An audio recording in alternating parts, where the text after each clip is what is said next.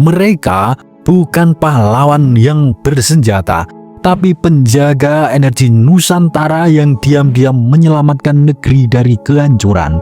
Siapa mereka? Yang ketujuh, mereka sering diremehkan dan dikucilkan, bahkan dianggap kaum sudra. Dan kenyataan inilah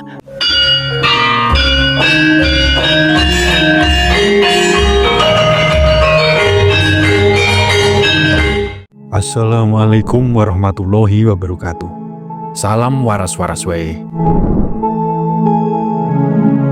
Di tengah kekacauan sosial, kerusakan moral, dan keragusan para penguasa, banyak yang lupa bahwa Nusantara telah diramal akan hancur, namun juga bangkit kembali. Bangkit bukan oleh para politikus, bukan oleh kekuatan asing, tapi oleh 7 sosok penyelamat yang datang dari kalangan biasa. Sosok-sosok ini telah diramalkan oleh Prabu Jayabaya dalam Jangka Jayabaya, dan lebih dulu disebut oleh gurunya Eyang Wasil dalam kitab kuno Musyarar. Mereka bukan pahlawan yang bersenjata, tapi penjaga energi Nusantara yang diam-diam menyelamatkan negeri dari kehancuran. Siapa mereka? Yang ketujuh, mereka sering diremehkan dan dikucilkan, bahkan dianggap kaum sudra. Dan kenyataan inilah yang membuat kita merinding terharu. Sebelum kita bedah satu persatu, silahkan tulis doa dan harapan kita semua untuk negeri ini di kolom komentar. Dan bagi sedulurku yang muslim, jangan lupa tulis sholawat. Semoga doa-doa kita semua terkabul. Yang pertama, sang pemimpin ikhlas yang membawa cahaya dari timur. Dalam Musyarar, Eyang Wasil menyebut akan datang sosok pemimpin yang bukan berasal dari kasta raja, bukan dari keluarga penguasa, tapi dari kalangan biasa. Ia disebut sebagai Satrio Pinandito Sinisian Wahyu, pemimpin yang mendapat wahyu bukan dari langit, tapi dari doa-doa para leluhur dan rakyat yang tertindas. Sosok ini muncul saat bangsa mengalami zaman edan, ketika kebenaran dihina dan keserakahan dipuja. Pemimpin ini tidak mencuri kekuasaan, tapi diberi jalan oleh semesta karena ia punya satu hal yang langka, keikhlasan. Jayabaya menyebut dalam bait ramalannya, orang jujur akan dipinggirkan, tapi tak pernah hilang. Kelak akan datang seorang satria yang tak mengejar kemuliaan, tapi justru kemuliaan yang datang padanya. Sosok ini saat ini sedang bergerak diam-diam. Ia bukan hanya pemimpin politik, tapi pemimpin moral dan spiritual yang mampu menyatukan bangsa dari Sabang sampai Merauke. Ia tidak menggunakan kekerasan, tapi membangkitkan harga diri bangsa dengan contoh yang nyata. Yang kedua, kaum cendekia yang tidak korupsi, penjaga akal sehat negeri. Dalam kitab Musyarar, Eyang Wasil menyebut tentang munculnya sekelompok orang yang disebut panuntun tanpa gelar. Mereka bukan raja, bukan pejabat, tapi memiliki ilmu yang bersinar seperti bintang timur. Mereka inilah kaum cendekia sejati, intelektual merdeka yang tak tunduk pada kekuasaan atau uang. Mereka tidak menjual ilmunya ke korporasi asing. Mereka tidak diam ketika tanah air dieksploitasi.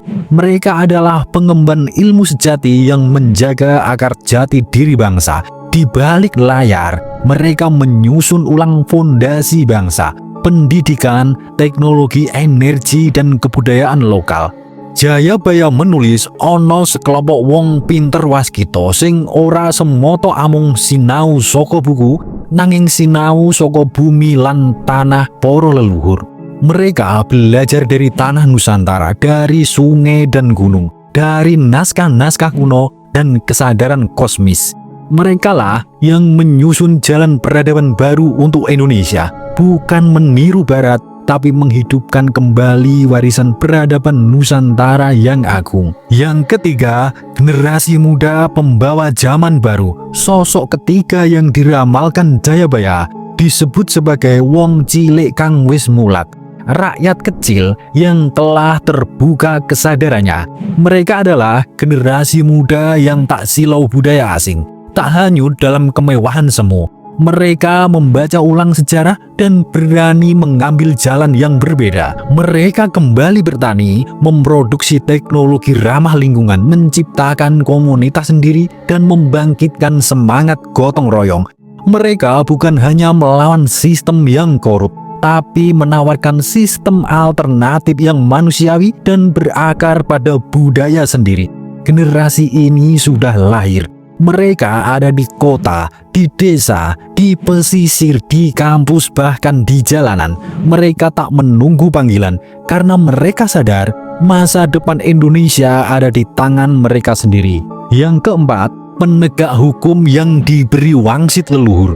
Ramalan Eyang Wasil Guru Prabu Jayabaya menyebut tentang seorang paningkah adil kang tanpa weruh, penegak hukum yang tidak dikenal publik, tapi keberaniannya mampu menjebol sistem yang bobrok. Sosok ini disebut sebagai perwujudan dari ajaran Dewa Yama. Di masa kini, sosok ini hadir dalam bentuk aparat hukum, hakim atau penyidik yang berani melawan arus korupsi. Bahkan, dalam sistem yang telah digerogoti dari dalam. Mereka tidak haus jabatan, mereka tidak takut ancaman, karena mereka merasa diberi amanah oleh semesta untuk menjaga keseimbangan. Sosok ini bergerak dalam senyap, tapi tiap tindakannya menciptakan efek besar. Ia tidak menyelamatkan semua, tapi menjadi pemicu perubahan dalam sistem hukum negeri ini yang selama ini dianggap mati rasa. Yang kelima, guru dan pendidik yang membangkitkan jiwa bangsa. Prabu Jayabaya menyebut bahwa salah satu kunci kebangkitan Nusantara ada pada wong kang paring pepadang. Mereka yang memberi penerangan, dan bukan sembarang penerangan, tapi cahaya yang membuka mata batin, bukan sekedar mengisi kepala. Merekalah para guru sejati, para pendidik di sekolah, pesantren, sanggar budaya, atau bahkan di rumah.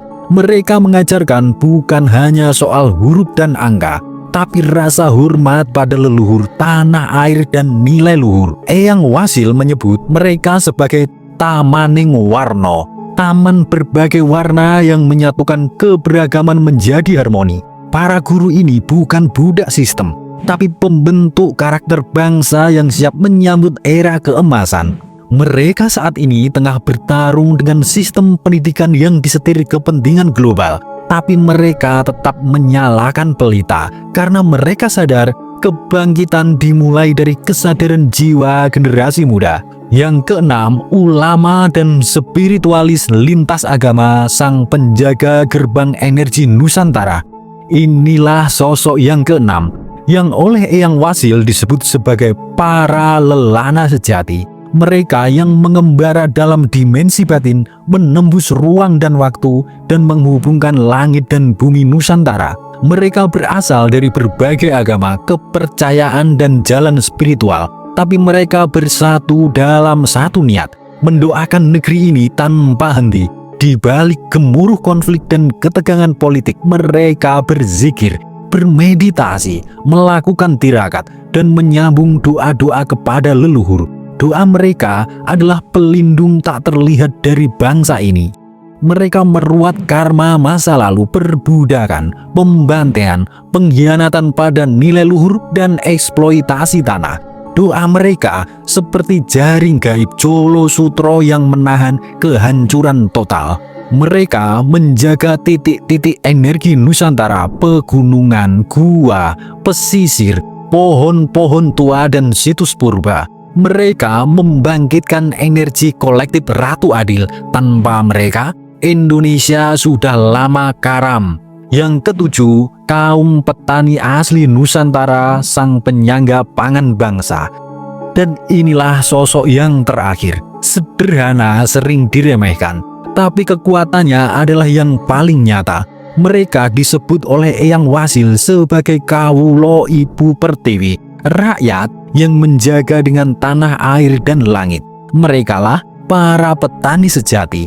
Mereka tidak sekedar menanam padi, singkong, dan sayur. Mereka menanam doa, kesetiaan, dan kehidupan. Dalam setiap cangkul dan keringatnya tersimpan energi spiritual yang membumi. Tanpa mereka, negeri ini tak punya ketahanan pangan dan akan hancur dalam krisis global. Mereka bukan komunitas, bukan alat politik. Mereka adalah penjaga kehidupan.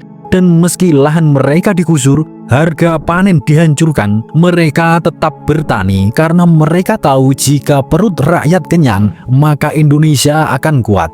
Hari ini 7 sosok ini sedang bekerja tanpa sorotan, tanpa pamrih. Dan keberadaan mereka sedang menggenapi ramalan Prabu Jayabaya dan ajaran luhur dari Eyang Wasil. Jika kita jernih hati dan pikiran, kita akan melihat Indonesia tidak sedang menuju kehancuran, tapi menuju puncak peradaban baru.